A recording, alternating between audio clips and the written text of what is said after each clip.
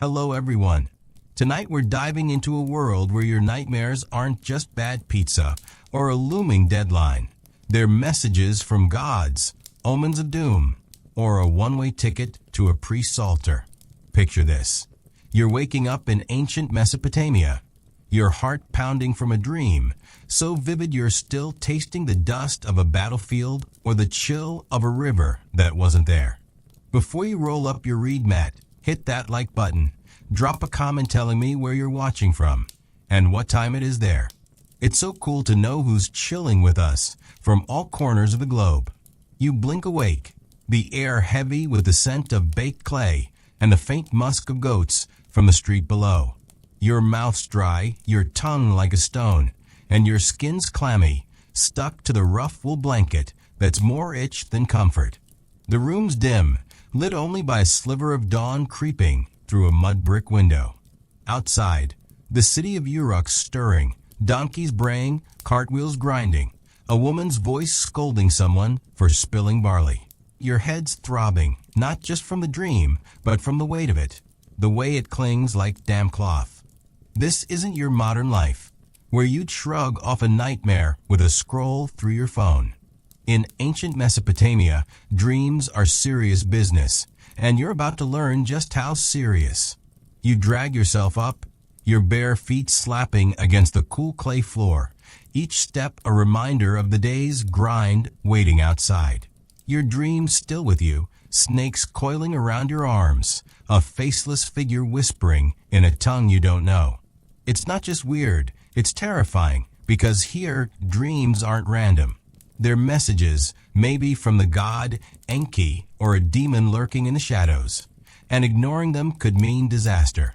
You're not grabbing a coffee or blasting music to shake it off.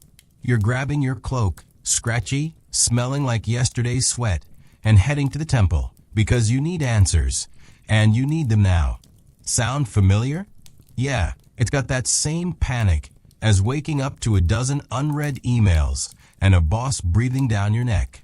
The streets of Uruk are a maze, narrow and dusty, the air thick with a smell of bread baking and the sharp tang of dung.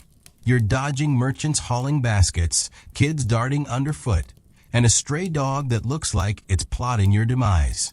Your sandals, if you can call them that, are thin reeds tied with twine, and every pebble feels like a personal attack. The temple's not far, its ziggurat looming like a mountain of mud brick, but getting there's a slog. You're sweating already, your cloak sticking to your back, and the dream still gnawing at you, its images flickering like a bad signal. You're not just tired, you're haunted, and the city's chaos isn't helping. Let's set the scene, because ancient Mesopotamia's dream game was no joke. We're talking 3000 BCE, a world where the gods are as real as the dust in your lungs, and dreams are their DMs. The Mesopotamians, Sumerians, Akkadians, Babylonians believed dreams were divine dispatches, coded messages from gods like Enki or Ishtar, or worse, from demons like Lamashtu, who'd love to snack on your soul. Forget Freud's couch or your therapist's Zoom call.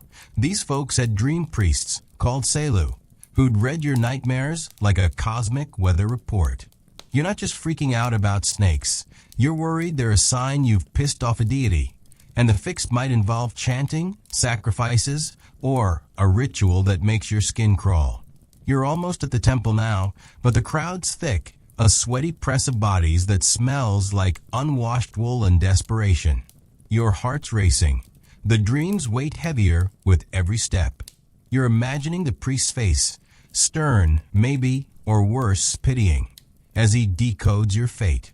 The ziggurat steps are steep, worn smooth by centuries of anxious feet, and you climb, your breath ragged, your legs burning.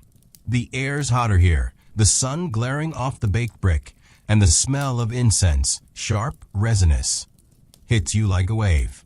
You're not just seeking answers, you're begging for a lifeline, because in Uruk, a bad dream could mean a bad harvest, a lost battle, or a curse that'll haunt your family for generations. Let's zoom in on the Selu, because these guys were the rock stars of dream interpretation, minus the leather pants. Picture a priest. Let's call him Ennugal, clad in a linen robe, his beard oiled, his eyes sharp enough to cut through your nonsense. He's standing in the temple's inner chamber, a dim space lit by flickering oil lamps, the air heavy with myrrh and the faint metallic tang of sacrificial blood. You're kneeling before him, your cloak pooling on the floor, your voice shaking as you spill your dream. Snakes, whispers, a river that felt like death. Ennugal's listening, his stylus scratching cuneiform on a clay tablet, each mark a step toward judgment. He's not just analyzing your subconscious. He's reading the God's will, and one wrong move could land you in a ritual you don't want to star in. The Mesopotamians had dream manuals, like the dream book from later Babylonian times, listing omens and their meanings. Snakes could mean betrayal or maybe a rival's curse. Rivers, life, death, or a journey you're not ready for. Ennugal's cross-referencing your dream with these texts, his fingers tracing clay tablets older than your entire lineage. You're sweating, the incense stinging your eyes, and the chamber silence is louder than the city outside. You're not just scared, you're exposed, your soul laid bare, and Ennugal's verdict could change everything. He mutters something about Inanna, the goddess of love and war, and your stomach drops. Did you offend her? Is she warning you? Or is this just your brain replaying last week's argument with your neighbor? Back to you, kneeling in a temple. Ennugal's done, his stylus still, and he's looking at you like you're a puzzle he's not sure he wants to solve. He speaks, his voice low, saying the snakes are a warning. Someone close is plotting against you, and the river means a trial's coming. You need to make an offering, he says, a goat, maybe, or a clay figurine buried under your threshold. You nod, your mouth dry, because you can't afford a goat, and the idea of digging up your floor in the middle of the night feels like a nightmare of its own. You're not just processing a dream. You're navigating a world where the gods are watching, and they're not exactly forgiving. You stumble out of the temple, the sun blinding, the air a slap of heat and dust. The city's roaring now, vendors shouting, a cart's wheel squealing like it's auditioning for a horror flick. Your cloak's heavy, your heart heavier, and the dream's still there, a shadow you can't shake. You're headed home, but the streets feel different, like everyone's watching, like the gods themselves are leaning in. You pass a woman selling amulets, her eyes glinting as she offers a charm against demons.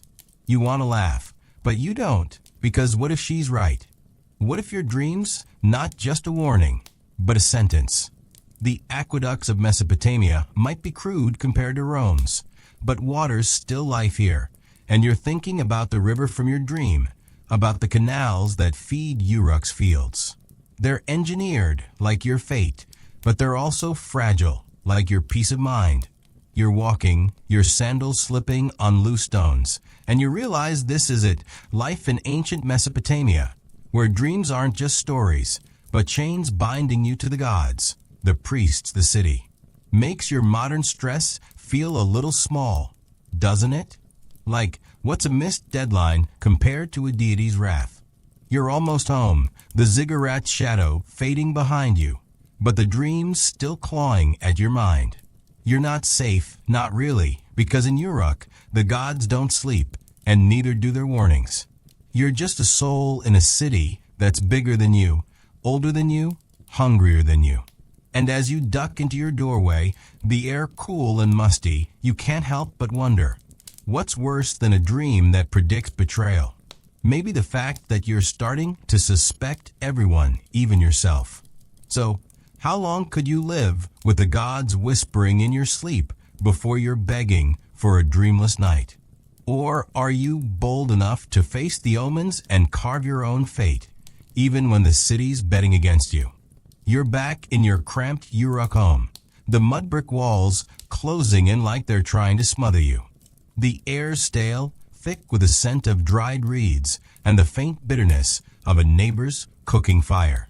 Your straw mat still unrolled, a lumpy reminder of the sleep you barely got, and your body's a chorus of complaints. Your back aches from kneeling at the temple. Your hands tremble from the weight of Enugel's words, and your head's pounding like a drumbeat from the gods. The dream's still with you, those snakes coiling, that river pulling, and the priest's warning, betrayal, a trial, sits in your gut like a stone. You're not just tired, you're unraveling, and the day's barely started. Outside, Uruk's roaring, a beast of noise and dust, and you're about to step back into its jaws, chasing away to appease the gods before your dream becomes your doom. You force yourself to move, splashing water from a clay jug onto your face. It's lukewarm, gritty, with a faint mineral tang that reminds you of the canals snaking through the city. Your tunic stiff, crusted with yesterday's sweat, and pulling it on feels like suiting up for battle. You grab a stale barley cake, its texture like chewing gravel, and choke it down, the crumb sticking in your throat.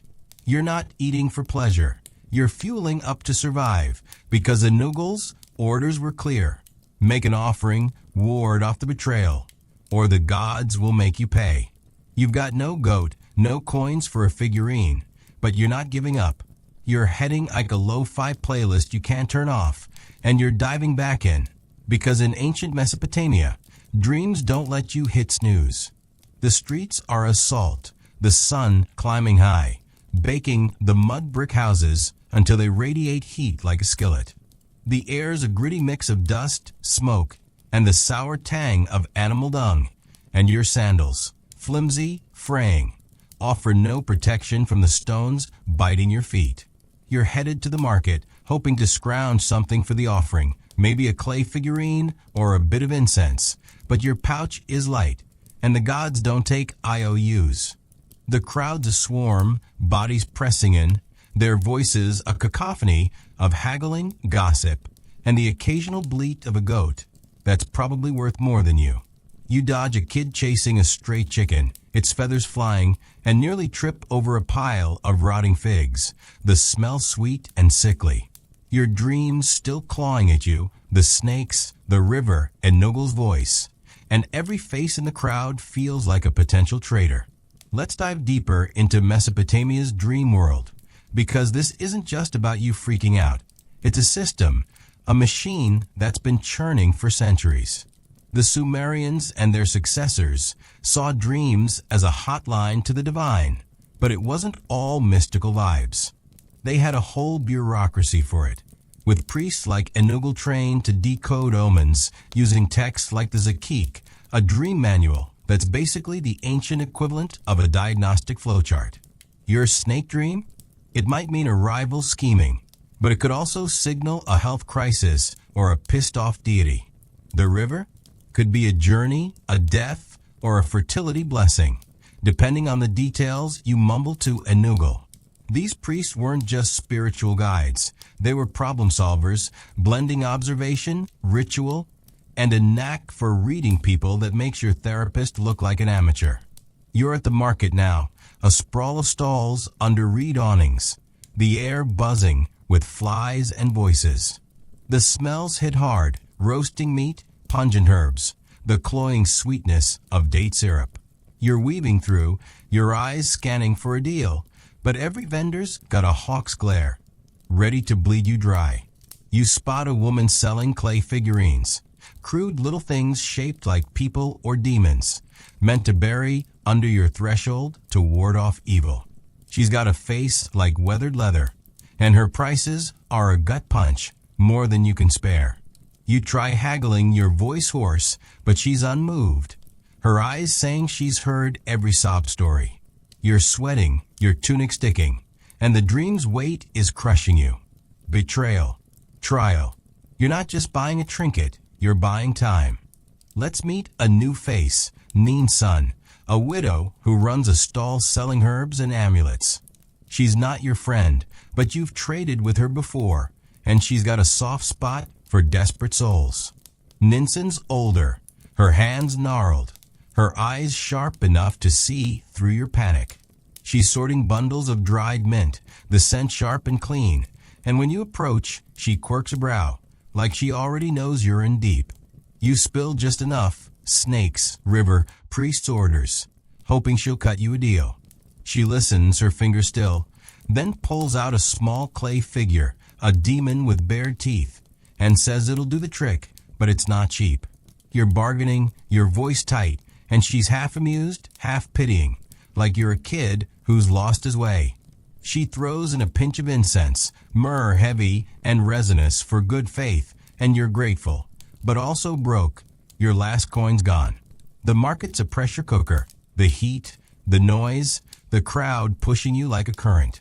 You clutch the figurine and incense, their weight a small comfort, and head toward home, the streets a blur of faces and sounds. You're thinking about Nin's son, about Enugal, about the gods who were watching, judging, maybe laughing. The Mesopotamians didn't mess around with dreams. They had rituals to banish bad ones, like burying figurines or chanting incantations under the stars. You're planning to dig tonight, to whisper prayers to Shamash, the sun god, and hope it's enough. But doubt's creeping in, cold and sharp, because what if it's not? What if the snakes are real, the river's waiting, and the betrayal's already here? You're back in your neighborhood. The house is cramped, the air cooler in the shade, but still heavy. You pass a man carving a reed boat, his knife flashing, and he nods, but you don't stop. Your dream's a shadow, darkening every step, and the figurine in your hand feels flimsy, like it can't possibly hold back the god's wrath. You're thinking about the canals, the lifeblood of Uruk, their water sluggish, but steady, like the dreams that keep pulling you under. The Mesopotamians built those canals with the same precision they applied to dreams, mapping the unseen, bending it to their will. You're trying to do the same, but you're no priest, no engineer, just a soul caught in the gears. You reach your door, the mud brick cool under your hand, and step inside. The air musty, the light dim. You're alone, the silence louder than the market, and you set the figurine and incense on a shelf. Their presence, both hope and accusation. You're exhausted, your body a map of aches, your mind a tangle of fear and fight. You're supposed to dig, to pray, to fix this, but all you want is to collapse, to forget the snakes, the river, the priest's eyes. The gods don't care about your burnout, though, and neither does Uruk. You're in it, deep, and the day's not done. You're kneeling now, your fingers brushing the clay floor, searching for a spot to bury the figurine. The dirt's hard, packed tight, and your nails scrape, the sound gritty, intimate. You're thinking about Ninsen's words, the gods see, but they don't always speak clear, and it's not comforting. You're digging, your breath shallow, and the dream's right there, vivid, unyielding. The snakes, the river, the betrayal. You're not just fighting for sleep. You're fighting for your life, and the city's watching, waiting to see if you'll break. So, how long could you haggle with the gods before you're bartering your soul? Or are you stubborn enough to bury the demon and face whatever's slithering your way? You're crouched in your Uruk home, the clay floor cold and unyielding under your knees, your fingers raw from scraping dirt to bury that demon figurine. The air's heavy, thick with a musty scent of mud brick and the sharp, lingering trace of Ninsen's myrrh incense smoldering in a clay bowl. Your heart's still racing from the market's chaos, from Enugal's warning, snakes, river, betrayal. And the dream's claws are deep, twisting every thought into a knot of dread. Your tunic's a damp, gritty mess, clinging to your skin like a bad memory. And your body's screaming, back aching, hands trembling, head throbbing like the gods are hammering your skull. Outside, Uruk's settling into the late afternoon. The sun's heat fading, but the city's pulse still pounding. Donkeys braying, voices arguing, the distant splash of canal water. You're not done yet, not with the ritual, not with the gods, not with a dream that's turning your life into a tightrope over a pit. You're digging deeper now, your nails caked with dirt, the floor resisting like it's guarding secrets. The figurine's beside you, its crude demon face staring up, and the incense smoke curls in the dim light, stinging your eyes. You're supposed to bury this thing under your threshold, chant a shamash, and pray it's enough to keep the betrayal at bay, but doubt's a cold weight in your chest. What if it's not? What if the snakes are coming, the river's rising, and the gods are already laughing? You're sweating, your breath shallow, and every scrape of your fingers feels like a plea. You're not just fighting dirt, you're fighting fate, and in ancient Mesopotamia, fate's got sharper teeth than your modern deadlines ever will.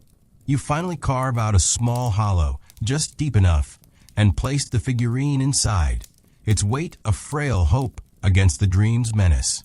You cover it, patting the dirt smooth, and light the last pinch of myrrh, the smoke thick and choking. You're whispering words you barely understand, prayers to shamash, stolen from overhearing priests, your voice cracking, your throat dry. The room's silent except for the faint crackle of the incense and the thud of your own heart. You're done, or you think you are, but the dream's still there, vivid, unyielding, and you're not sure if you've appeased the gods or just delayed the inevitable. You stand, your legs shaky, and stumble outside, needing air, needing space, needing something to drown out the fear. The street's quieter now.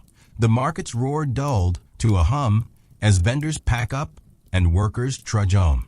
The air's cooler, but it's heavy with the scent of dust and the faint, earthy tang of the canals that keep Uruk alive. Your sandals slap against the packed earth, each step a jolt through your aching body, and you're headed to the canal's edge, drawn to the water that haunted your dream.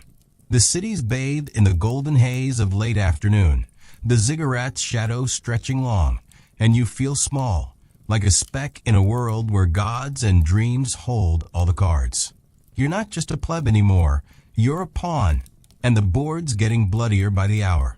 Let's shift to ancient Egypt, because Mesopotamia's not the only culture that played hardball with dreams.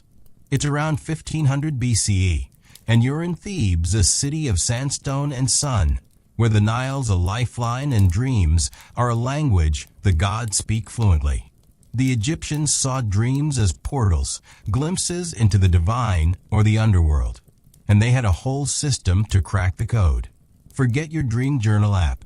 These folks had dream books like the Chester Beatty Papyrus, listing symbols and their meanings with a precision that makes your horoscope look like a fortune cookie. You're still haunted by snakes and rivers, but in Egypt, the stakes are different, and the priests are sharper. Their rituals a mix of magic and menace that'll make your skin crawl. Picture yourself waking in Thebes, your reed mat damp from the Nile's humidity, the air thick with the scent of lotus, and the faint rot of river mud. Your dream's the same, snakes coiling, a river pulling. But here, it's not just a warning, it's a summons. You're stumbling through streets of whitewashed mud brick, the sun blinding, the heat a hammer on your skull. Your linen kilts clinging, your sandals chafing, and every step feels like a march to judgment. You're headed to the temple of Ammonius, its pylons towering, its courtyards buzzing with priests and petitioners. The air's alive with incense, frankincense, sharp and heady, and the low chant of hymns, a sound that's both soothing and sinister. You're not alone. There's Katie, a scribe who's become your reluctant guide, a wiry man with ink-stained fingers and a smirk that says he's seen it all. He's not your friend, but he owes you a favor from a deal involving some barley, and he's leading you to a sesh parank, a scribe of the House of Life, who doubles as a dream interpreter. Katie's muttering about the gods, about how Ammonius sees everything, and you're trying to keep up, your heart pounding, your dreams' images flashing like lightning. The temple's a maze of columns and shadows, the air cooler, but heavy with the weight of divine eyes. You're not just seeking answers, you're begging for mercy, because in Thebes, a bad dream could mean a curse, a plague, or a one-way trip to the afterlife. The Sesh Parank, let's call her Marit, is a woman with eyes like obsidian and a voice that cuts through your panic.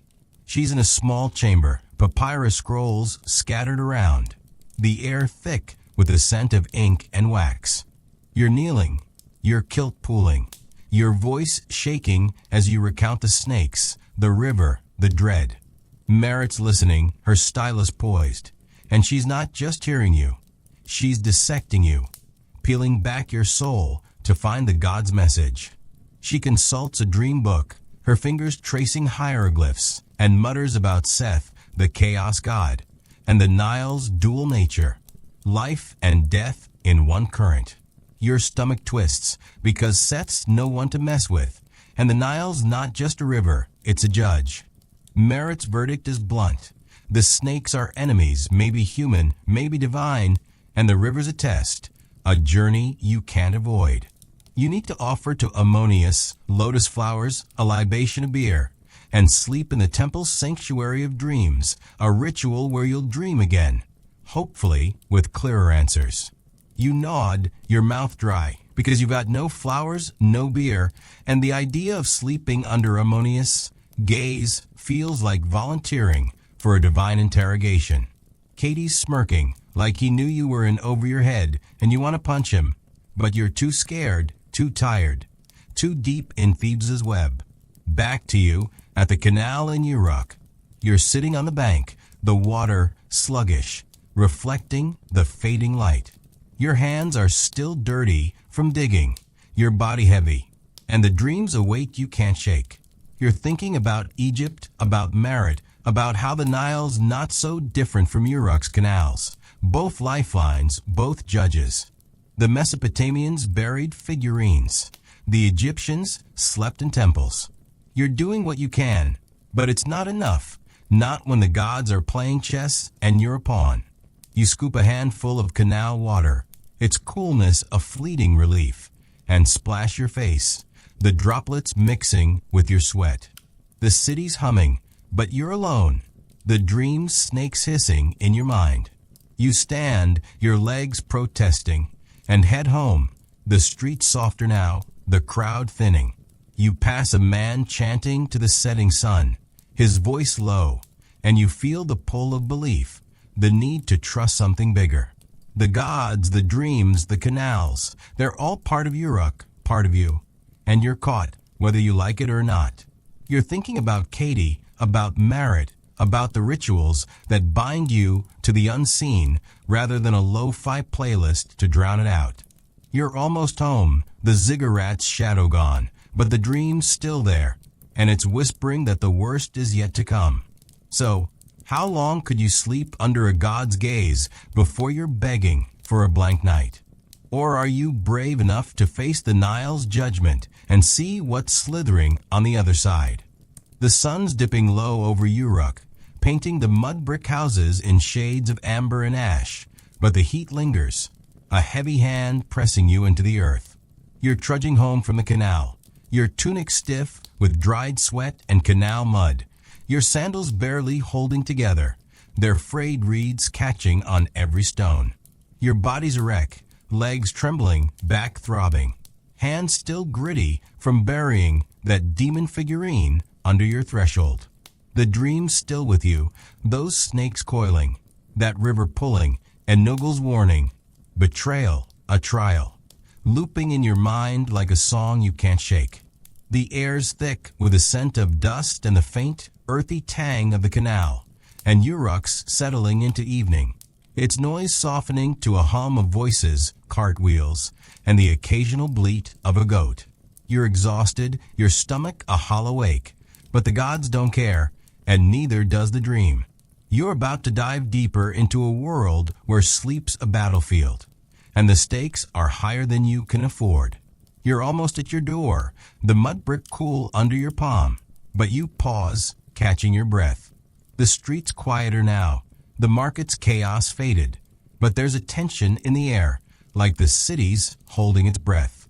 Your heart's still racing from a ritual, from the incenses, heavy smoke, and the figurines' crude stare.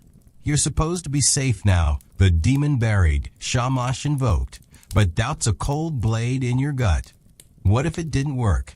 What if the snakes are closer, the river rising, the betrayal already in motion?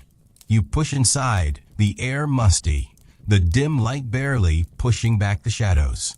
Your straw mat's there waiting, but sleep feels like a trap, and you're not sure you're ready to face what's waiting in the dark. You collapse onto the mat anyway, the straw crunching under your weight, poking your ribs like it's got a personal grudge. Your body screaming, every muscle a knot, and your head's pounding. The dream's images flickering, snakes, river, a faceless figure whispering doom. You're trying to focus, to plan, to figure out what's next, but your mind's a sandstorm, and the city's hum outside, low voices, a distant lute, feels like it's mocking you. You need to eat, to rest, to find a way to survive tomorrow, but the gods are watching, and their gaze is heavier than the ziggurat itself. You're not just a pleb scraping by, you're a soul caught in a divine game, and the rules are written in cuneiform you can't read. Let's shift to ancient Greece, because Mesopotamia and Egypt aren't the only cultures that wrestled dreams into submission. It's around 500 BCE, and you're in Athens, a city of marble and ambition, where the gods are as close as the olive groves and dreams are a currency of fate. The Greeks saw dreams as messages from the Olympians, Zeus, Apollo, or maybe Morpheus, the god of dreams himself, or as glimpses into your soul's hidden corners. Forget your mindfulness app. The Greeks had oracles, priests, and dream sanctuaries like the Asclepieion, where you'd sleep under sacred roofs to beg for divine clarity. Your snake and river dreams still haunting you, but in Athens it's not just a warning, it's a riddle. And solving it might mean facing truths you'd rather bury. Picture yourself waking in Athens, your wool blanket scratchy, the air cool but thick with the scent of olive oil and sea salt from the nearby port. Your dream's the same, snakes coiling, a river pulling. But here, it's a call to action, a puzzle the gods expect you to crack. You're stumbling through Athens' streets, the agora buzzing with philosophers arguing, merchants hawking pottery, and stray dogs sniffing for scraps. Your chitin's clinging, your sandals slipping on polished stone, and the sun's a relentless glare, baking your skin. You're headed to the Asclepieion, a temple sanctuary where the sick and haunted sleep to seek Asclepius's healing dreams. The air's alive with time and the faint tang of sacrificial blood, and every step feels like a march toward judgment. You're not alone. There's Diodoros, a potter with a limp and a quick laugh, who's tagging along because he's had his own bad dreams. Wolves, not snakes, but just as grim. He's not your friend, but he's company, and his chatter about clay and kills is a distraction from the dread gnawing your gut. Diodoros knows the way, his crutch tapping the stones, and he's muttering about Asclepius, about how the gods' dreams don't lie, but they don't always play nice either. The Asclepieions outside the city, its white columns gleaming, its courtyards hushed except for the rustle of sacred snakes, real ones, slithering through the grass. Your stomach twists, because snakes in your dream are bad enough. Seeing them here feels like the gods are rubbing it in. The priest, let's call him Cleon, is a wiry man with a shaved head and eyes that seem to see through you. He's in the sanctuary's inner chamber, a cool, shadowed space smelling of laurel and wax, papyrus scrolls stacked around him. You're kneeling, your chitin damp, your voice unsteady as you spill your dream. Snakes, river, the creeping fear of betrayal. Diodoros is beside you, his own dream tumbling out, wolves chasing a cliff's edge, and Cleon's listening, his fingers tracing a bronze amulet. His face unreadable. He's not just a priest. He's a gatekeeper, deciding if your dream's worth Asclepius's time. The air's heavy, the silence louder than the city, and you're sweating, the dream's weight crushing you. Cleon's verdict is cryptic. The snakes are deception, maybe from a friend, maybe from within, and the river's a boundary, a choice you can't dodge. He tells you to sleep in the sanctuary tonight, to offer a honey cake and pray for Asclepius's dream to clarify the path. Diodoros gets a similar order. Wolves mean danger, a hunt you're not ready for. and you're both nodding, your mouths dry, because honey cakes cost more than you've got, and sleeping with sacred snakes slithering nearby feels like signing up for a nightmare sequel. Cleon's eyes glint like he knows you're broke, scared, and out of your depth, but he's already turning to the next petitioner, his amulet clinking. Back to you, in your ruck. You're still on your mat, the incense's smoke gone, the figurine buried, but the dream's a live wire, sparking every time you close your eyes. You're thinking about Greece, about Cleon, about how the gods there are just as demanding, just as vague. You're trying to imagine sleeping in a temple, snakes hissing, Asclepius watching, and it's not comforting. You're hungry, your stomach a sharp ache, and you drag yourself up, rummaging for another barley cake. It's stale, crumbling in your hand, but you eat it, the grit sticking to your teeth. The city's hums softer now, the night creeping in, and you're alone, the dream's river pulling you under. You step outside, the air cool, the stars faint through the dust. The canal's nearby, its water a dark mirror, and you sit, your hands gripping the earth, grounding yourself. You're thinking about Diodoros, about his wolves, about how you're both running from something you can't name. The Mesopotamians buried demons. The Greeks slept with gods. You've done your ritual, but it's not enough, not when the snakes are still hissing, the betrayal still looming. You scoop canal water, it's chill, biting your fingers, and splash your face, the shock of fleeting anchor. The city's alive, but you're adrift, caught in a dream that's bigger than you, older than you, hungrier than you. You're walking now, the street's empty, the ziggurat a shadow against the sky. You pass a woman lighting a lamp, her face soft in the glow, and you feel the pull of ritual, the need to believe. The gods, the dreams, the canals, they're Uruk's heartbeat, and you're tied to it, whether you like it or not. You're thinking about Cleon's snakes, about Enugle's river, about the offerings you can't afford. You're fighting, but for what? A clean sleep, a clear fate, or just another day you don't break. The night's closing in, and the dream's whispering that the gods aren't done with you yet. So, how long could you sleep with sacred snakes before you're praying for a dreamless dawn?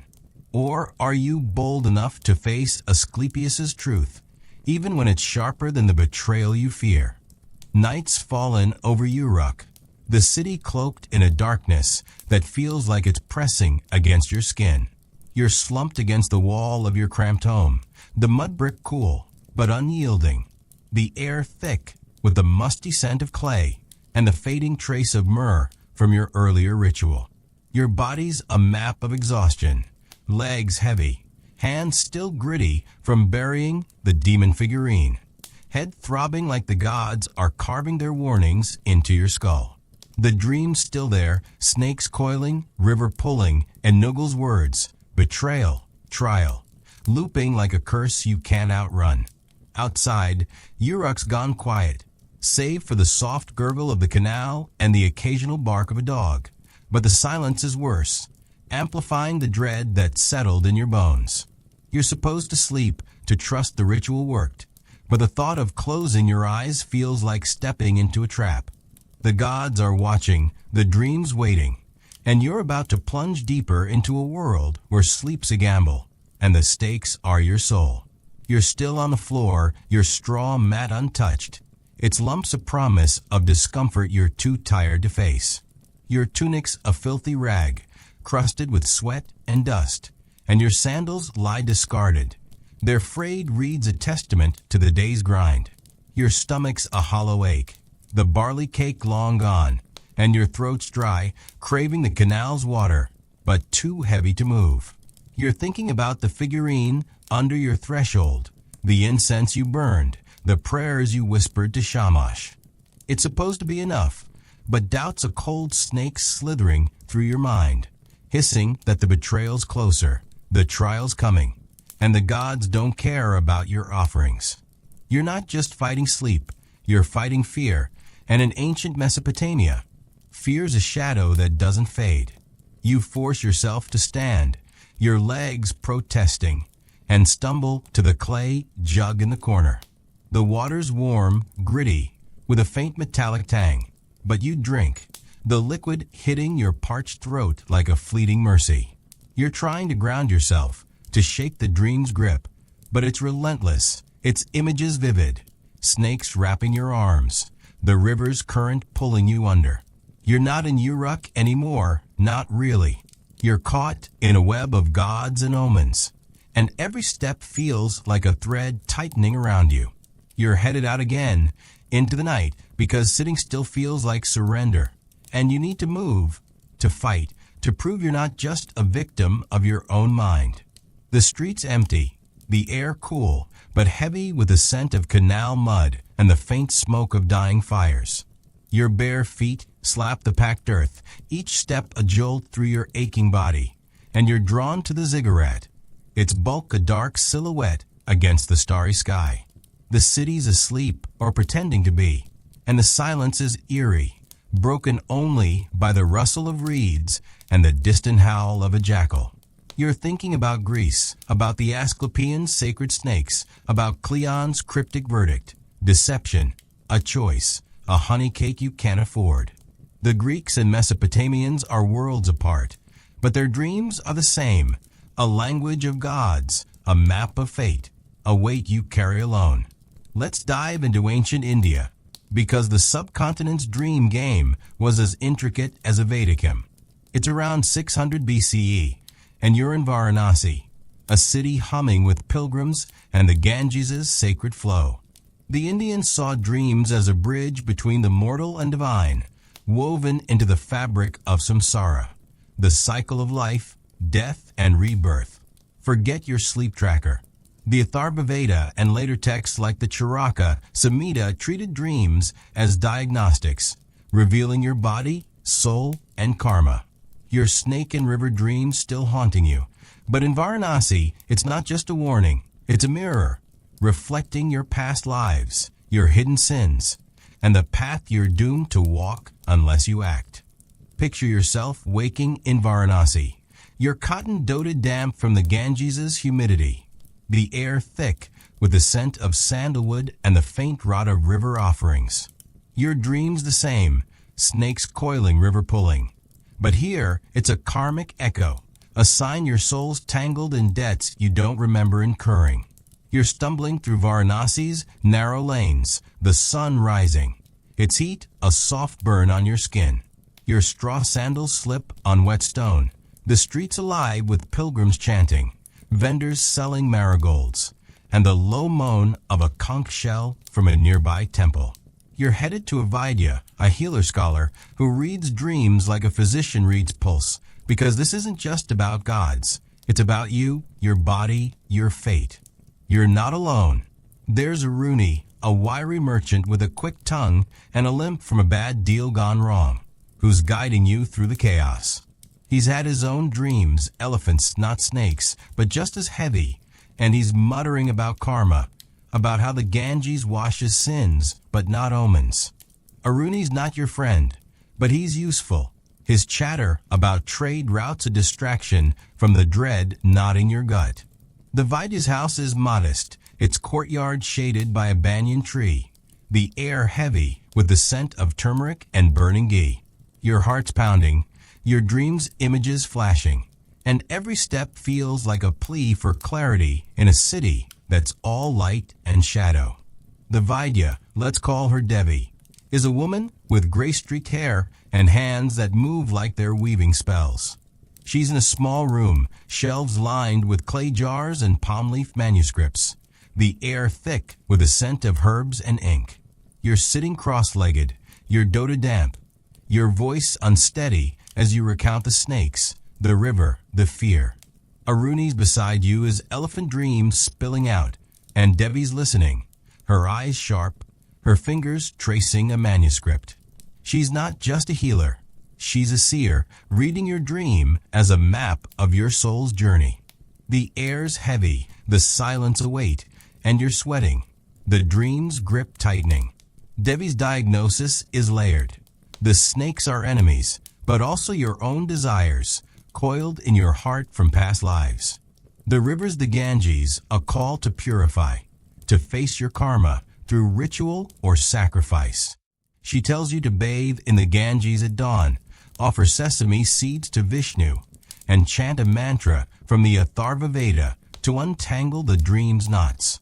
Aruni's elephants mean wealth, but also burden, and he's got his own rituals to follow.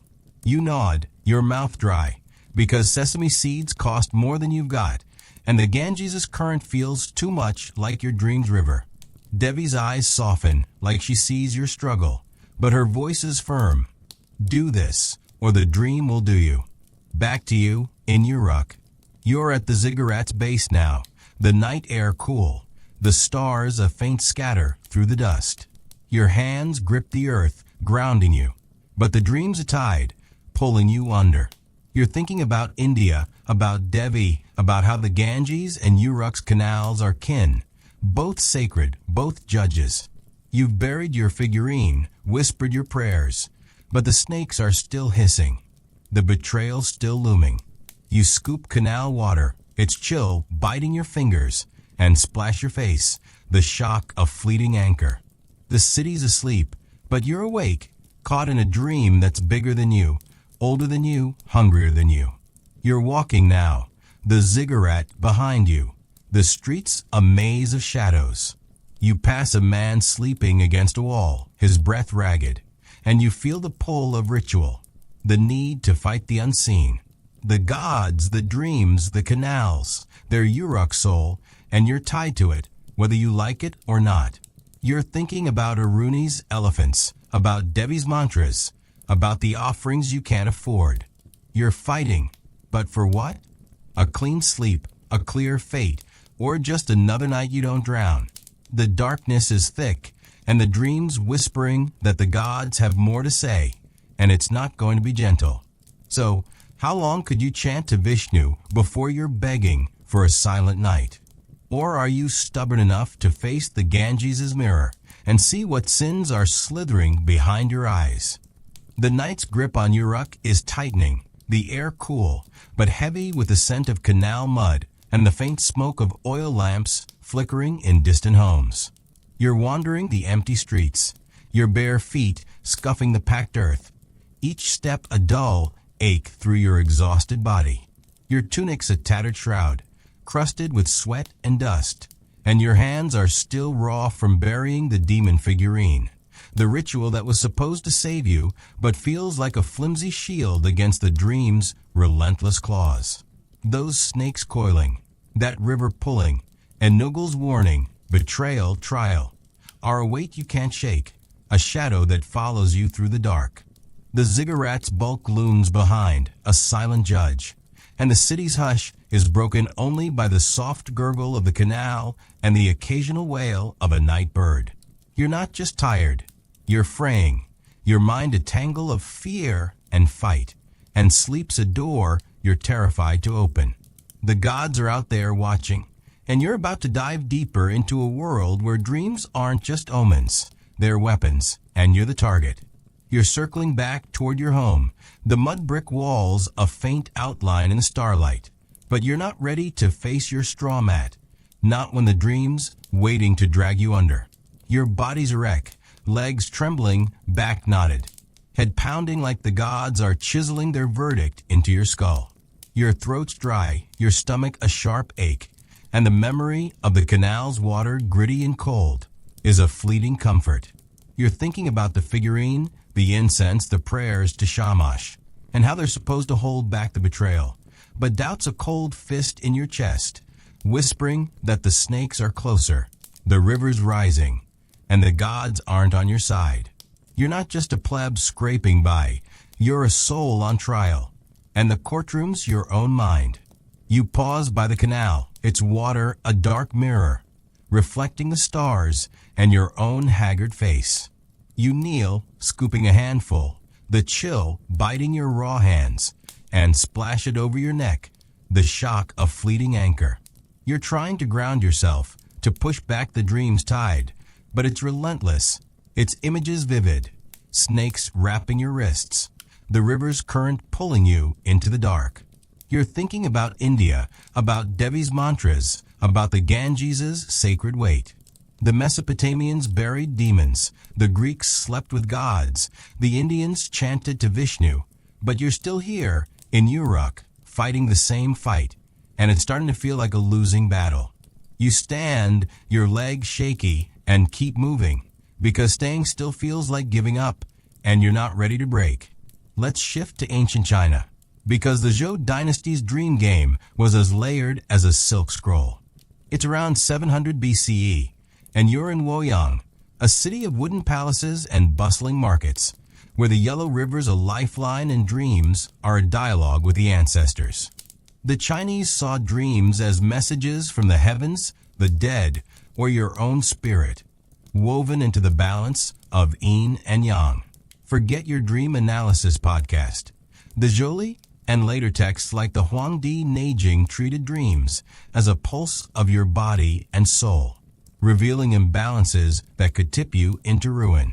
Your snake and river dreams still haunting you, but in Luoyang, it's not just a warning, it's a diagnosis.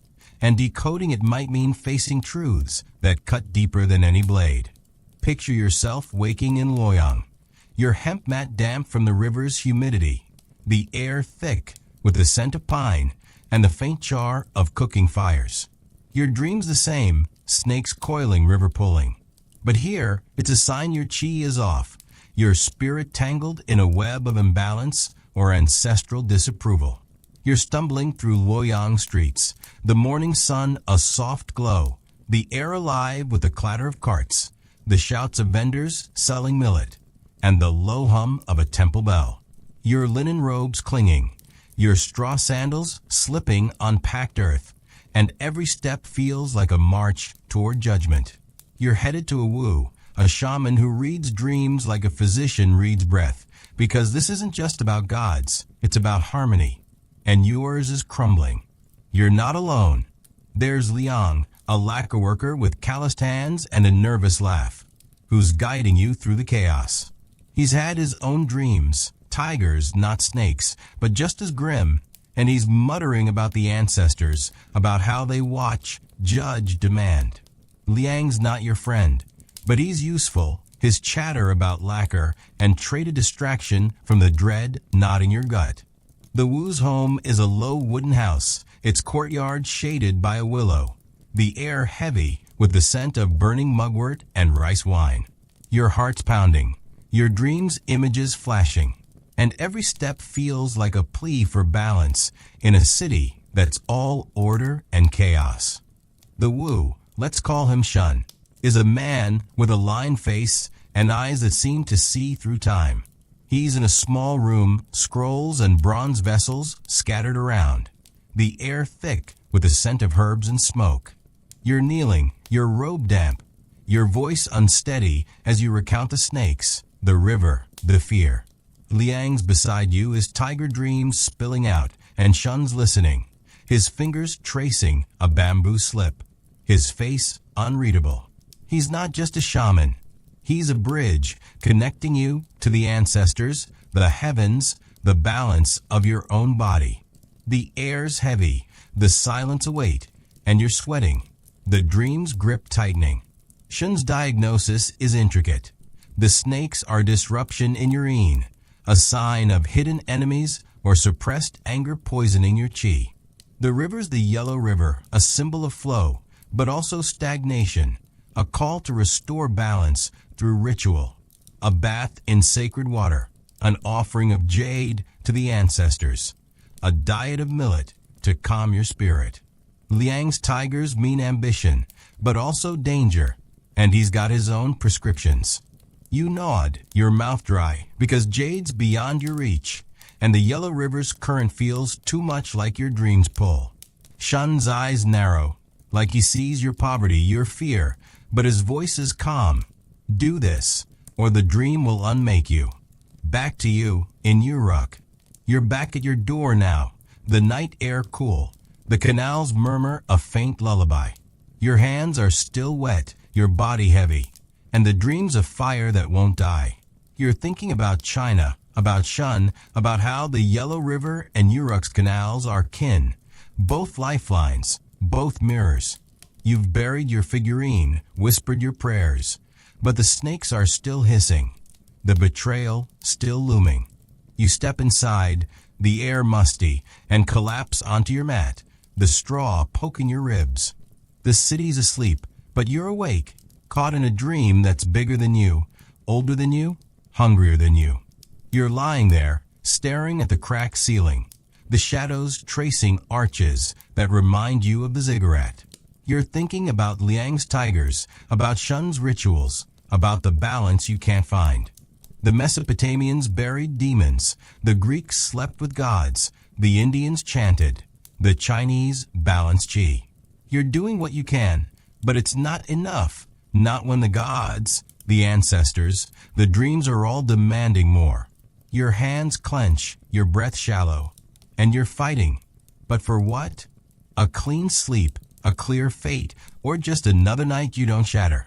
The darkness is thick, and the dreams whispering that the gods have more to show you, and it's going to hurt. You roll over, the straw crunching, and close your eyes, but sleep's a distant promise. The canal's murmur fades, replaced by the dream's hiss, the river's pull. You're not just in Uruk, you're in Thebes, Athens, Varanasi, Luoyang, caught in a web of dreams that span centuries, cultures, gods. You're fighting like Enlil, like Cleon, like Devi, like Shen, but the fight's not yours alone. It's the cities, the gods, the dreams, and you're just a thread, fraying but holding. The night's closing in, and you're sinking, your body heavy, your mind heavier, and the snakes are waiting, their coils tightening. So, how long could you balance your qi before you're begging for a dreamless void? Or are you fierce enough to face the ancestors' gaze and see what truths are slithering in your soul? Dawn's creeping over Uruk, a gray light seeping through the cracks of your mud brick home, but it's doing nothing to lift the weight crushing your chest. You're sprawled on your straw mat, the lumps digging into your back like they're punishing you for daring to rest. Your body's a wreck, legs stiff, hands raw from the ritual's digging, head throbbing with a pulse that feels like the gods are stomping on your skull. The dream's still there, snakes coiling, river pulling, and Nuggle's warning. Betrayal, trial, a chain you can't break. The air's heavy with the musty scent of clay and the faint, bitter trace of last night's incense. And outside, Uruk's stirring, donkeys braying, footsteps shuffling. The canal's soft gurgle, a mocking reminder of your dream's river. You haven't slept, not really, just drifted in and out of a haze where the snakes were real, their hisses louder than the city's hum. You're not just exhausted, you're unraveling, and the day's already demanding you get up and fight. You force yourself to sit, your muscles screaming, and rub your eyes, the grit stinging like a bad omen. Your tunic's a filthy rag, crusted with sweat and canal mud, and pulling it on feels like draping yourself in defeat. Your stomach's a sharp ache, the barley cake from yesterday a cruel memory, and your throat's so dry it's like you've swallowed sand. You're thinking about the demon figurine buried under your threshold, the prayers to Shamash, the hope that it's enough to keep the betrayal at bay. But doubt's a cold blade, slicing through your resolve, whispering that the snakes are closer, the river's rising, and the gods are playing a game you can't win. You're headed out to the market or maybe the temple, because sitting here feels like waiting for the axe to fall, and you need to move, to fight, to prove you're more than a pawn in this divine chess match. You stumble outside, the morning air cool, but thick with the scent of dust and the earthy tang of the canal. Your bare feet scuff the packed earth, each step a jolt through your aching body. And the city's waking, its streets filling with vendors hauling baskets and kids darting underfoot. You're dodging a man pushing a cart of reeds, his curses sharp, and the noise, voices, wheels, a stray goat's bleat, hits you like a wave.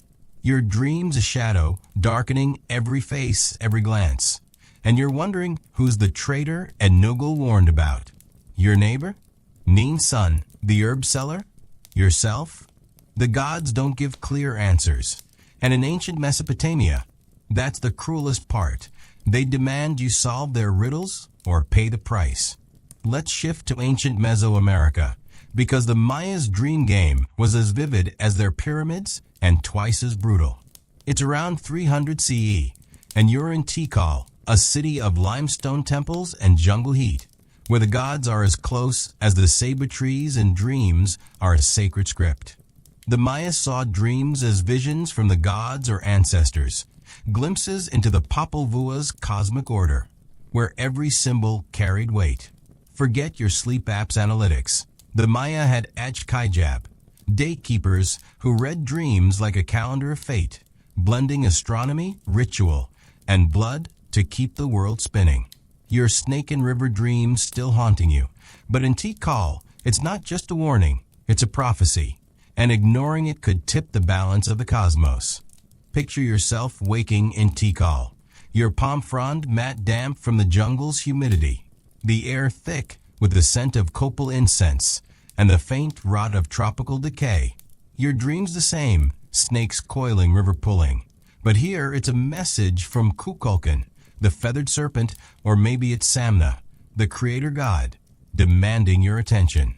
You're stumbling through Tikal's plazas, the sun a relentless blaze, the heat a wet fist on your skin, your loincloths clinging, your sandals slipping on limestone slick with morning dew, and every step feels like a march toward judgment.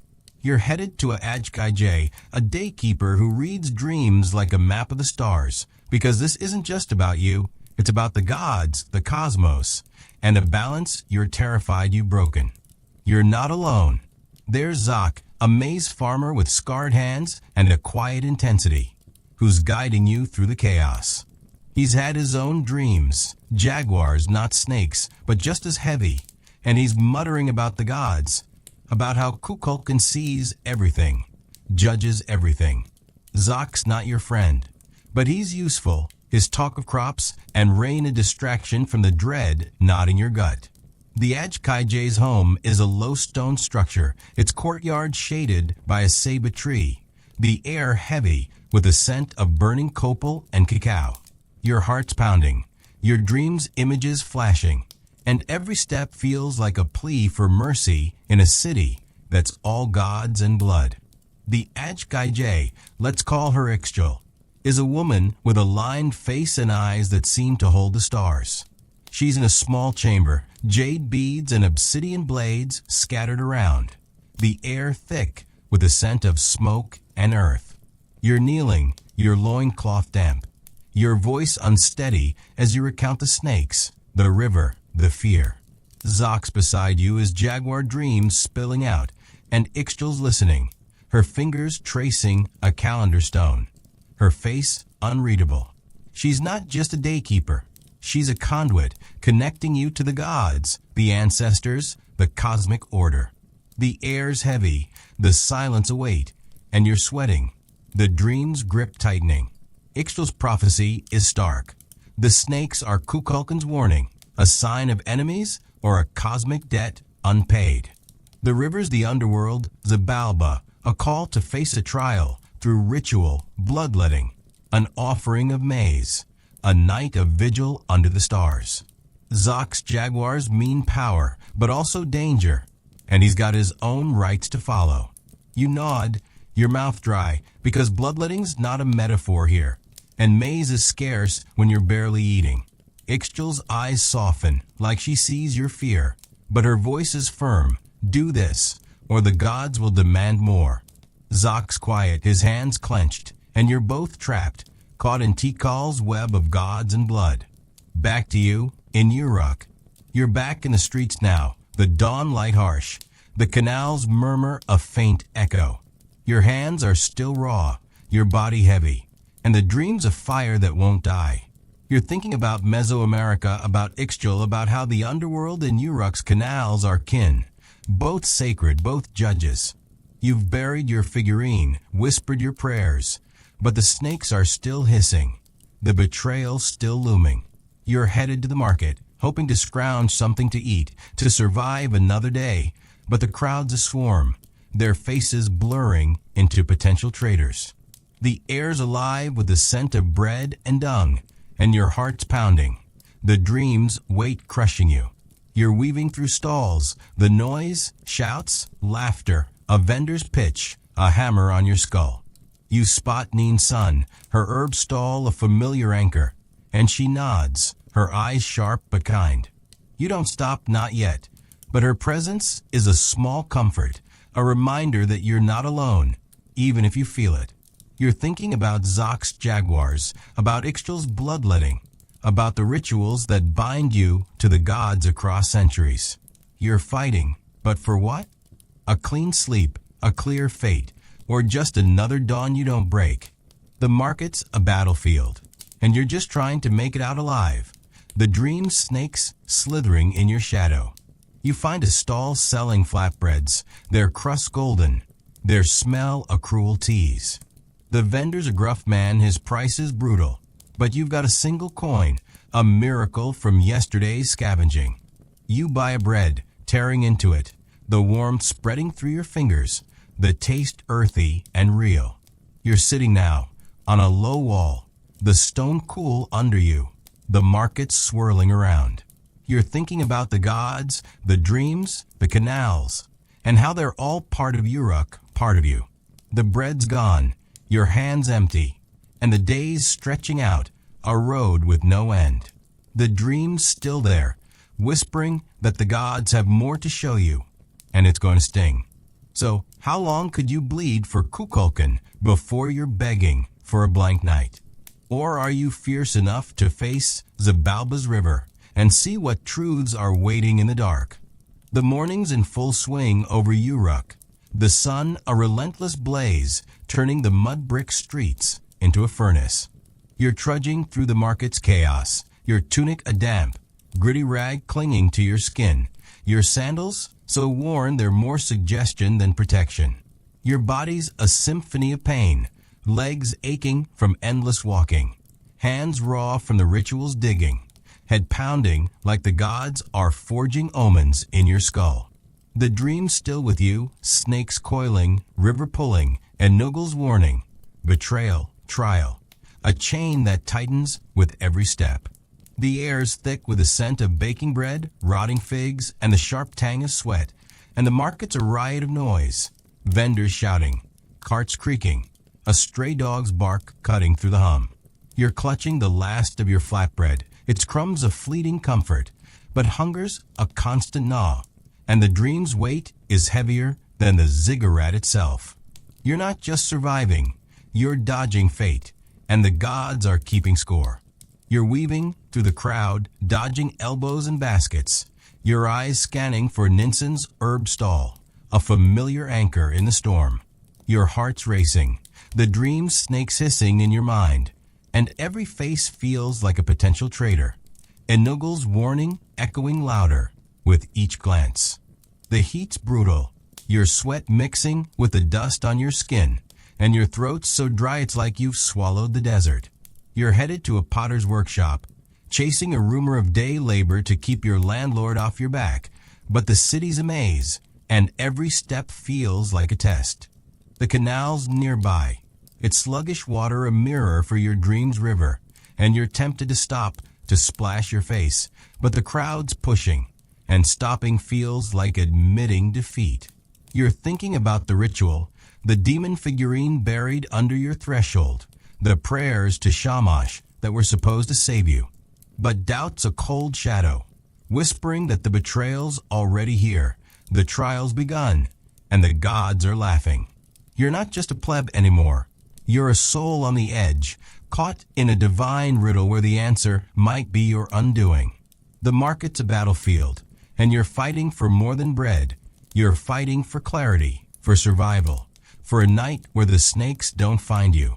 The gods don't care about your burnout, and neither does Uruk, but you're still here, still moving, because giving up's not an option. Let's shift to ancient Persia, because the Achaemenid Empire's dream game was as intricate as their royal tapestries. It's around 500 BCE, and you're in Persepolis, a city of marble palaces and desert winds, where Ahura Mazda's light battles Ungra Manu's darkness, and dreams are a cosmic chessboard.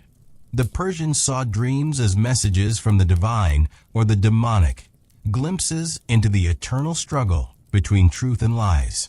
Forget your dream journal.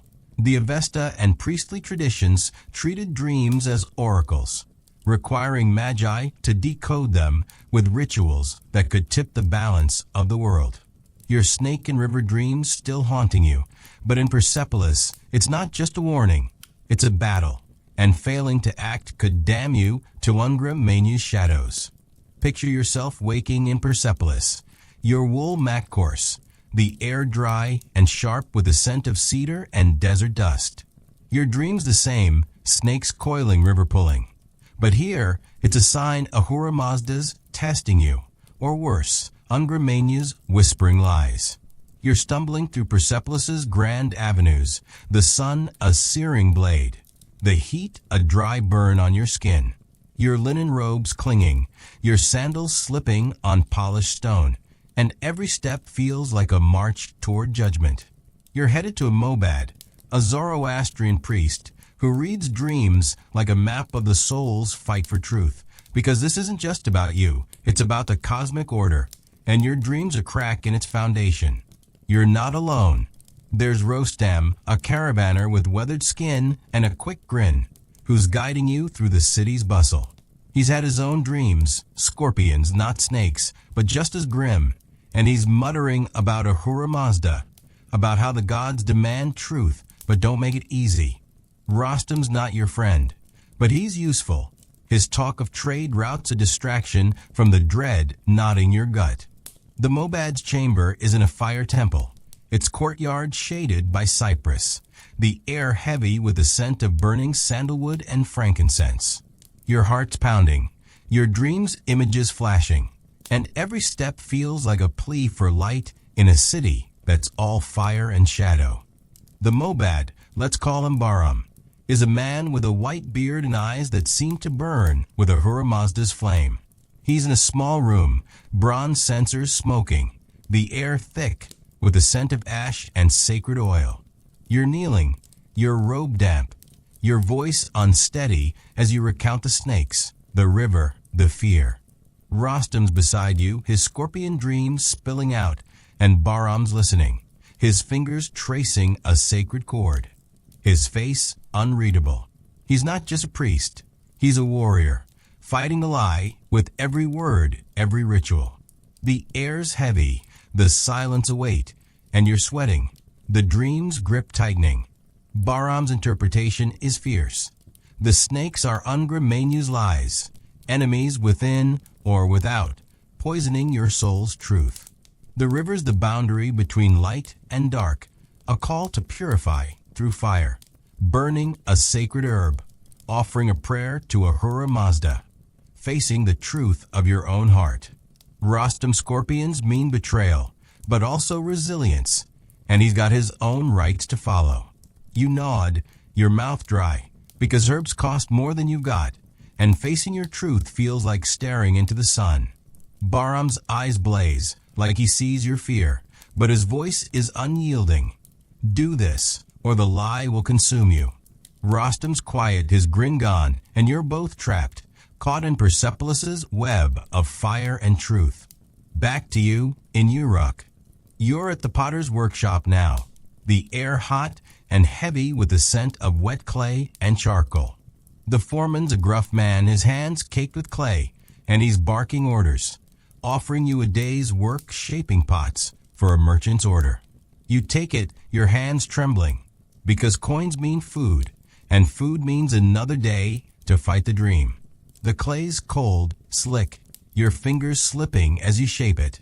The wheels hum a grim rhythm, your body screaming, your mind's racing, and the dream snakes are hissing, the river's pulling. You're thinking about Persia, about Bahram, about how the fire temple's flames and Uruk's canals are kin, both sacred, both judges. You're shaping a pot, your hands clumsy, the clay resisting like it knows your fear. The workshop's a furnace, the heat pressing down, and the foreman's glare is a whip. You're thinking about Rostam's scorpions, about Bahram's fire, about the truth you're too scared to face. The Mesopotamians buried demons, the Greeks slept with gods, the Indians chanted, the Chinese balanced qi, the Maya bled. You've done your ritual, but it's not enough. Not when the gods, the ancestors, the dreams are all demanding more.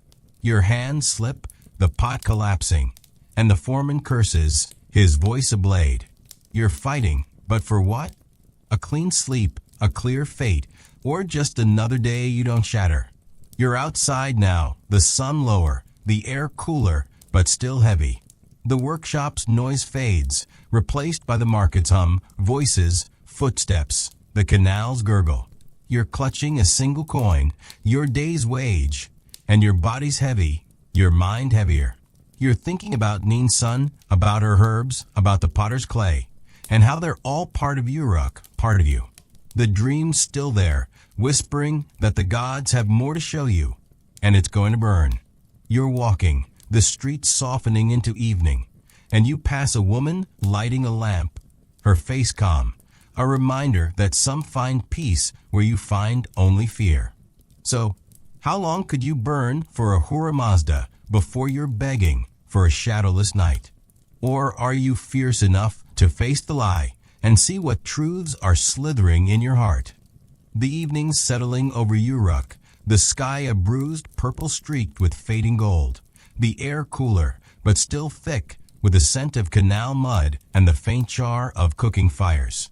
You're trudging home from the potter's workshop, your hands caked with dried clay, your tunic a filthy rag clinging to your sweat-soaked skin.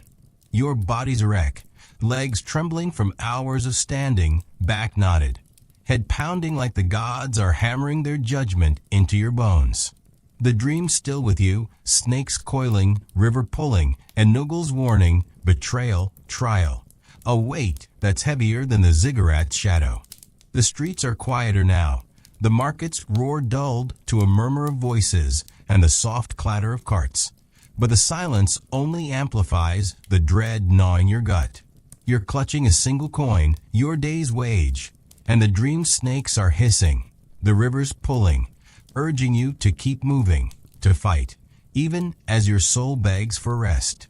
The gods are watching, and you're diving deeper into a world where dreams are a battlefield, and the enemy might be closer than you think. You're almost at your mud brick home, the walls looming like a promise of shelter, but also a cage. Your sandals are gone, lost to the workshop's grind, and your bare feet scuff the packed earth, each step a jolt of pain through your aching body. Your stomach's a sharp ache, the flatbread from the market a cruel memory, and your throat's so dry it's like you've swallowed the desert. You're thinking about the demon figurine under your threshold, the prayers to Shamash, the ritual that was supposed to save you. But doubt's a cold venom, seeping through your veins, whispering that the betrayal's already here, the trial's begun, and the gods are playing a game where you're the pawn. You're not just a pleb scraping by, you're a soul on the brink, and every choice feels like a step toward judgment. You pause outside your door, the air cool against your skin, and lean against the wall, catching your breath. The canal's nearby, its sluggish water glinting under the stars, a mirror for your dream's river. You're tempted to kneel, to splash your face, to wash away the day's grime and the dream's weight, but you're too tired, too scared, too deep in Uruk's web. You're thinking about Persia, about Bahram's fire, about the truth you're too afraid to face.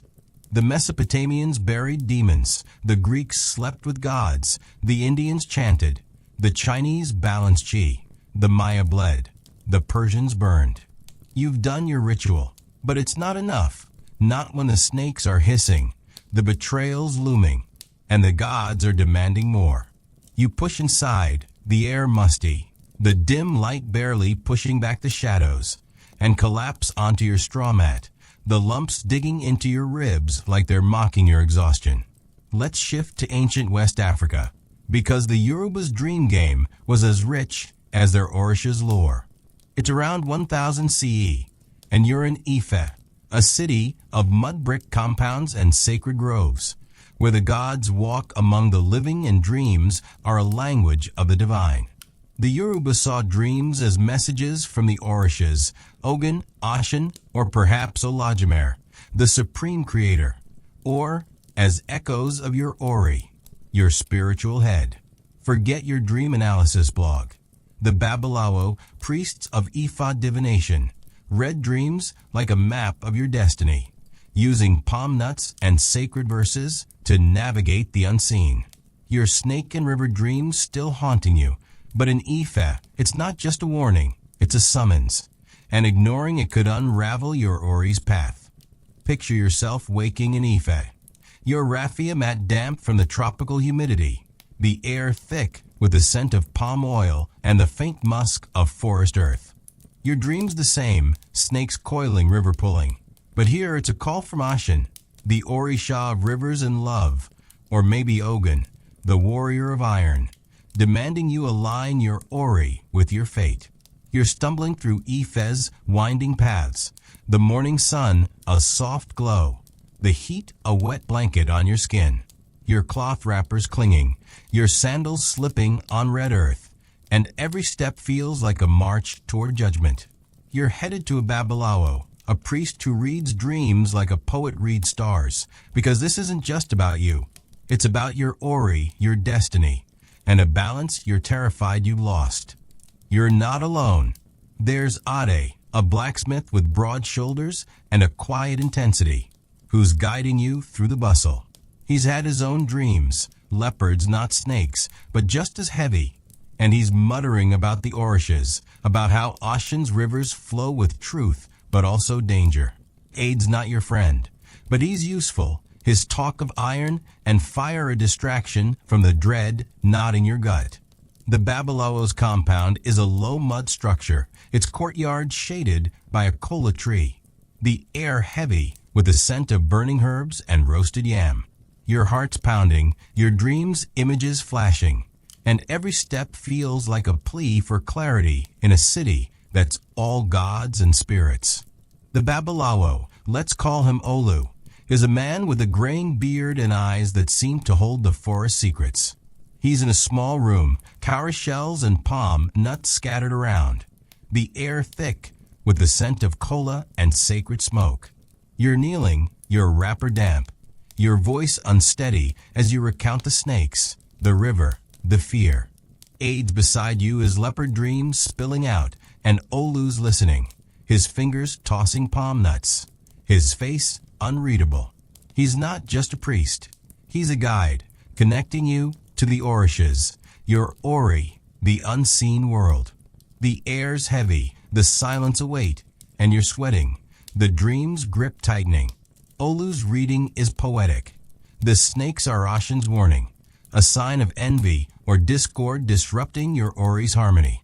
The rivers are domain, a call to cleanse through offering. Honey, a white cloth, a dance by the riverbank to honor her. Ade's leopards mean strength, but also conflict, and he's got his own rights to follow. You nod, your mouth dry, because honey's scarce when you're barely eating, and dancing for Ashen feels like bearing your soul to a goddess who might not be kind. Olu's eyes soften, like he sees your struggle, but his voice is firm. Do this, or your Ori will wander lost. Ade's quiet, his hands clenched, and you're both trapped, caught in Ife's web of gods and destiny. Back to you, in Uruk. You're on your mat now, the straw poking your ribs, the air musty. The canals murmur a faint echo through the walls. Your hands are still caked with clay, your body heavy, and the dreams of fire that won't die. You're thinking about West Africa, about Olu, about how Ashen's rivers and Uruk's canals are kin, both sacred, both judges. You've buried your figurine, whispered your prayers, but the snakes are still hissing, the betrayal still looming. You're trying to sleep, but your mind's racing, replaying Ade's leopards, Olu's cowrie shells, the dance you can't afford. The Mesopotamians buried demons, the Greeks slept with gods, the Indians chanted, the Chinese balanced chi, the Maya bled, the Persians burned, the Yoruba danced. You're doing what you can, But it's not enough. Not when the gods, the orishes, the dreams are all demanding more. You roll over, the straw crunching, and stare at the cracked ceiling. The shadows tracing snakes that aren't there. You're thinking about Neen's son, about her herbs, about the potter's clay, and how they're all part of Uruk, part of you. The dream's still there, whispering that the gods have more to show you, and it's going to cut deeper. You're fighting. But for what? A clean sleep, a clear fate, or just another day you don't break. The night's closing in, and you're sinking, your body heavy, your mind heavier, and the snakes are waiting, their coils tightening. You close your eyes, the canal's murmur fading, and the dream's river pulls, its current stronger than ever. You're drifting now, the line between waking and dreaming blurring. You see snakes, rivers, faces, Olu, Ade, Ninsun, and Nugul, all part of the same web, the same fight. You're not just in Uruk. You're in Thebes, Athens, Varanasi, Loyang, Tikal, Persepolis, Ife, caught in a tapestry of dreams that spans the world, the ages, the gods. You're fighting, but the fight's not yours alone. It's the cities, the orishes, the dreams, and you're just a thread, fraying but holding. The darkness is thick, and the dreams whispering that the worst is yet to come, and it's going to demand everything you've got. So, how long could you dance for Ashen before you're begging for a still night? Or are you bold enough to face a river and see what truths are slithering in your Ori? The night's deep in Uruk, a darkness so thick it feels like it's seeping into your bones. You're slumped on your straw mat, the lumps jabbing your ribs like they're daring you to complain. Your body's a ruin, legs trembling from days of trudging, hands raw from clay and rituals, head throbbing like the gods are carving their final verdict into your skull. The dream's still with you, snakes coiling, river pulling, and Nugul's warning, betrayal, trial, a noose that's been tightening since you first woke screaming. The air's heavy with the musty scent of mud brick and the faint, bitter ghost of incense long burned out. Outside, Uruk's asleep, save for the canal's soft gurgle and the distant howl of a jackal. But the silence is a trap, amplifying the dread that's made your heart its home. You're not just exhausted, you're breaking. And this is the end, where the dream's truth comes for you, where ancient wisdom collides with your fragile soul, and where the gods decide if you're worth saving. The snakes are hissing, the river's rising, and you're out of moves. You're lying there, staring at the cracked ceiling, shadows twisting into shapes that look too much like snakes. Your tunic's a filthy rag, crusted with sweat, clay, and canal mud, and your bare feet are caked with dust. The potter's workshop, a cruel memory. Your stomach's a hollow ache, the flatbread gone, and your throat's so dry it's like you've swallowed the ziggurat's dust. You're thinking about the demon figurine under your threshold, the prayers to Shamash, the rituals that were supposed to save you.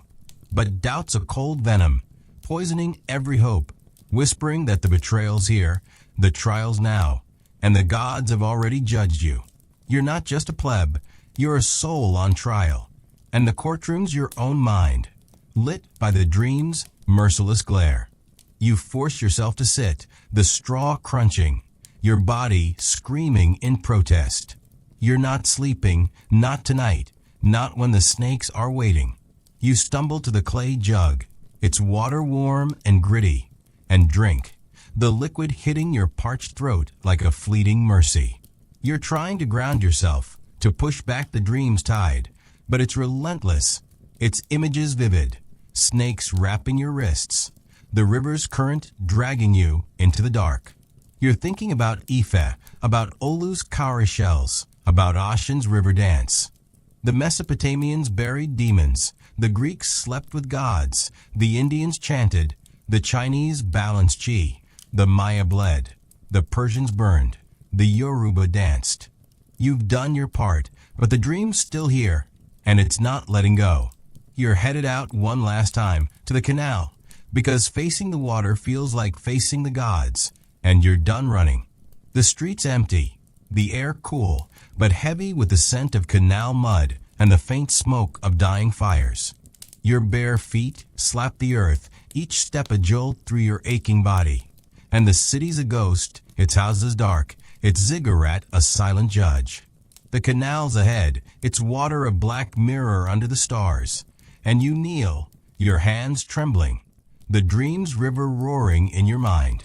You scoop water, its chill biting your raw fingers, and splash your face, the shock of fleeting anchor.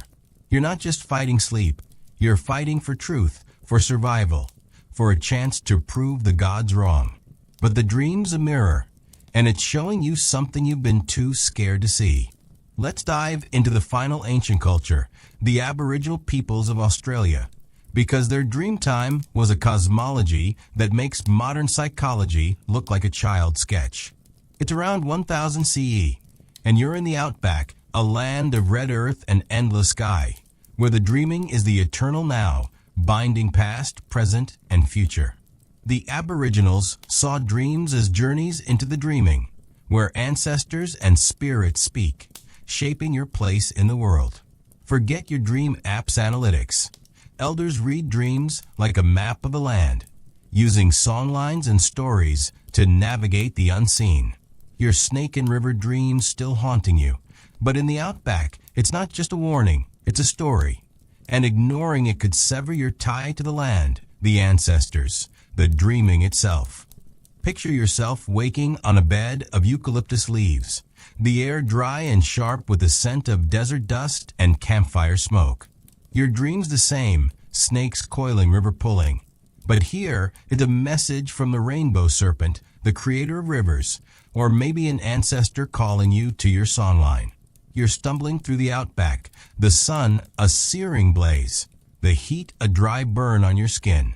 Your bare feet burn on the red earth, your body wrapped in a simple cloth, and every step feels like a march toward judgment. You're headed to an elder, a keeper of the dreaming, because this isn't just about you, it's about your place in the eternal, and your dream's a crack in that bond. You're not alone. There's Kala, a hunter with a quick laugh and scars from a lifetime of tracking, who's guiding you through the scrub. He's had his own dreams, kangaroos, not snakes, but just as heavy, and he's muttering about the dreaming, about how the ancestors see everything, demand everything. Kala's not your friend, but he's useful. His talk of tracks and stars a distraction from the dread gnawing your gut. The elder's camp is a clearing by a dry riverbed, shaded by ghost gums, the air heavy with the scent of burning eucalyptus and earth. Your heart's pounding, your dreams images flashing, and every step feels like a plea for belonging in a land that's all stories and spirits. The elder, let's call her Miri, is a woman with a weathered face and eyes that seem to hold the sky. She's seated by a fire, ochre and bone tools scattered around, the air thick with a scent of smoke and dust. You're sitting cross-legged, your cloth damp with sweat, your voice unsteady as you recount the snakes, the river, the fear. Kala's beside you, his kangaroo dreams spilling out, and Miri's listening, her fingers tracing patterns in the dirt, her face unreadable. She's not just an elder. She's a bridge, connecting you to the dreaming, the ancestors, the land. The air's heavy, the silence a weight, and you're sweating, the dream's grip tightening. Miri's story is woven. The snakes are the rainbow serpent's call, a sign you've strayed from your songline, your place in the dreaming. The river's a path, a return to the land's heart, a call to walk your songline, to sing its stories, to reconnect with the ancestors.